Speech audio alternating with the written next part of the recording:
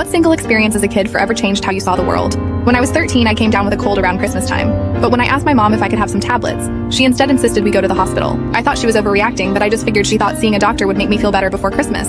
After all, she wouldn't want her 13-year-old daughter to be sick on Christmas. I ended up going to the hospital with her, and once there, she checked me into a room. I saw her speaking with the nurses just before she did, and all the nurses went pale and their jaws dropped as they kept glancing in my direction. Once I was in the room, I remember asking my mom if the doctor said I would be okay, and she reassured me that it was just a cold. I responded by asking if it was just a cold, why did the nurses look so worried, and why I was in this room. She told me not to ask questions I don't want answers to, and then shushed me when I tried to speak again. She left the room a minute later, telling me she was going to get some water and that she'd be right back, and that was the last time I ever saw my mother.